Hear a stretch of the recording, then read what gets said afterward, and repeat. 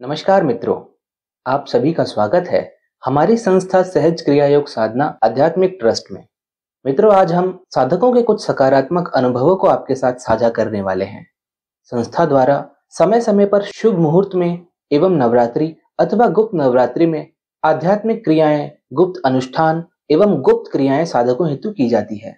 इसी क्रम में पिछले कुछ समय में बहुत सारे लोगों ने हमसे अपनी सभी प्रकार की समस्याओं को साझा किया और उन्होंने बताया कि अपनी समस्या के निवारण हेतु जाप या हवन करने तक का समय उनके पास नहीं है और उनके द्वारा आग्रह किया गया कि यदि संस्था द्वारा कुछ किया जा सके तो।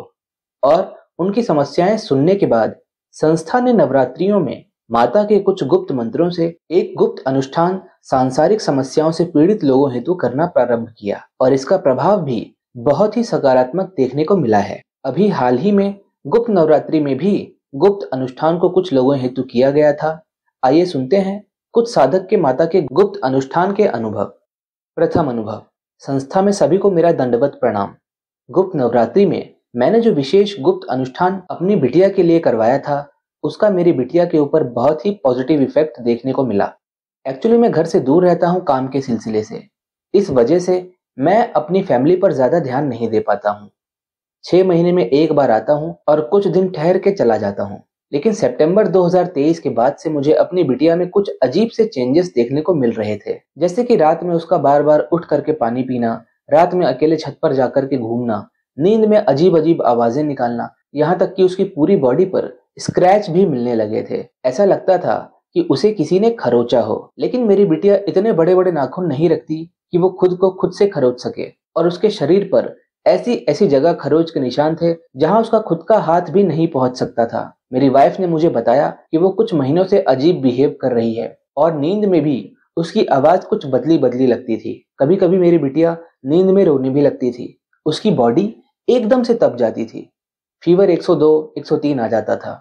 लेकिन डॉक्टर्स ने सारी रिपोर्ट्स नॉर्मल बताई। मेरी वाइफ को कुछ ऊपरी चक्कर का शक हुआ और वो उसे अलग अलग बाबाओं के पास लेकर के जाने लगी। कोई कुछ कहता था तो कोई कुछ कहता था। मेरी वाइफ मुझे फोन पर सारी अपडेट्स देती रहती थी। मेरा काम में मन भी नहीं लगता था और मन करता था कि जॉब छोड़कर घर आकर अपनी बिटिया के साथ रहूं। मैंने कुछ दिन पहले गुप्त नवरात्रि में होने वाले गुप्त हवन के बारे में पोस्ट पढ़ा और अपनी बिटिया के लिए इस हवन को करवाने का डिसाइड किया। और जब से ये हवन मैंने शुरू करवाया, उस दिन की रात से मेरी बिटिया को बेचैनी होने लगी और अगले दिन से हर रोज रात में कभी काले रंग की वॉमिट होती थी, कभी मेरी बिटिया को बहुत शिवरिंग होती थी। ये मेरे सामने सामने की बात है कि जब भी वो ब्लैक वॉमिट करती थी तो उसकी बॉडी बहुत ही ज्यादा गर्म हो जाती थी और उसकी आंखें एकदम लाल हो जाती थी। ये सब देख करके मुझे लग रहा था कि कहीं मेरी बेटी के साथ कुछ गलत ना हो जाए। मनीष जी द्वारा मुझे ये दिलासा रेगुलरली दिया गया कि डरने की आवश्यकता नहीं है, बस उनकी इसी बात पर मैं अपनी बच्ची की इस पीड़ा को सह लेता था। लास्ट डे ऑफ हवन सब नॉर्मल था। मनीष जी ने हवन की भस्म भेजी और उसको कैसे यूज करना है ये भी बताया। मैंने हवन के बाद कुछ दिन तक भस्म यूज की और अपने बेटी को ऑब्जर्व किया कि कहीं फिर से उसे प्रॉब्लम ना होने लगे। और आज मैं आपको ये एक्सपीरियंस लिख करके भेज रहा हूँ कि आज मेरी बच्ची एकदम नॉर्मल है और अब उसे ऐसी कोई प्रॉब्लम नहीं है।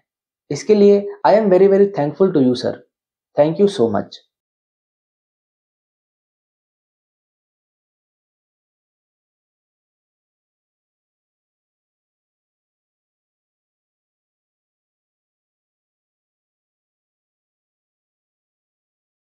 दूसरा अनुभव, देवांशु जी और संस्था के सभी मेंबर्स को मेरा नमन।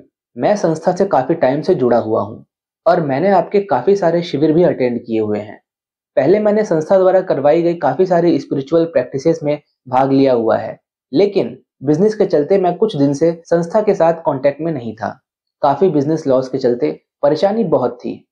बहुत सारी जगह पैसा फंसा हुआ था और पैसा अलग अलग जगह स्टक होने की वजह से न्यू ऑर्डर्स भी नहीं रेडी कर पा रहा था। वेंडर्स अलग प्रेशर कर रहे थे। इसके साथ साथ फैमिली डिस्प्यूट्स भी चल रहे थे। इन सब परेशानियों की वजह से मैंने आश्रम में आकर के कुछ दिन रहने का फैसला किया ताकि कुछ दिन देवांशु जी के सानिध्य में रहकर मेंटली शांति प्राप्त कर सकूं। लेकिन मुझे बाद में ये पता लगा कि आश्रम अभी रेडी नहीं है, अभी कुछ टाइम और लगेगा। फिर मेरी प्रॉब्लम सुनकर मनीष जी ने गुप्त नवरात्रि के गुप्त अनुष्ठान के विषय में जानकारी दी, जो फरवरी मंथ की गुप्त नवरात्रि में किया जाने वाला था। 12 फरवरी को मैंने अपना गुप्त अनुष्ठान शुरू करवा दिया और 15 फरवरी को मेरा 2 जगह से अटका हुआ पैसा मुझे वापस मिल गया, वो भी सामने से आकर दे करके गया। और तब जाकर के मैं अपने न्यू ऑर्डर्स तैयार कर पाया। और जब पास में पैसा होता है तब सब अपने आप ठीक हो जाता है। धीरे धीरे फैमिली डिस्प्यूट्स भी खत्म हो गई। वाइफ के साथ झिकझिक अब नहीं होती। एक जगह मेरा पैसा अभी भी अटका हुआ है, लेकिन मुझे उम्मीद है कि वो भी बहुत जल्दी मिल जाएगा। मेरे काम का फ्लो अभी स्मूथ हो गया है और मशीन्स बंद करने की नौबत अभी फिलहाल नहीं है। संस्था द्वारा इस कार्य को करने के लिए बहुत बहुत धन्यवाद। जल्दी ही शिविर लगाइए। बहुत दिन हुए मुलाकात किए हुए। तो ये थे माता की कृपा प्राप्ति के बाद साधकों के कुछ अनुभव। यदि आपके पास भी अपनी समस्याओं के निवारण हेतु इतना समय नहीं है, जाप, हवन या कोई भी आध्यात्मिक क्रिया करने का, तो आप आपकी स्वेच्छा से हमसे टेलीग्राम पर अपनी दुविधा या किसी भी प्रकार की कोई भी समस्या हेतु संपर्क कर सकते हैं। इसके साथ ही साथ प्रत्येक रविवार माता महाविद्या हवन भी संस्था द्वारा सर्वजन हेतु किया जाता है, जिनके अनुभव भी टेलीग्राम चैनल पर प्रकाशित होते रहते हैं। पूरी जानकारी के लिए आप टेलीग्राम चैनल अवश्य ही ज्वाइन करें। इसकी लिंक आपको डिस्क्रिप्शन बॉक्स में मिल जाएगी। धन्यवाद।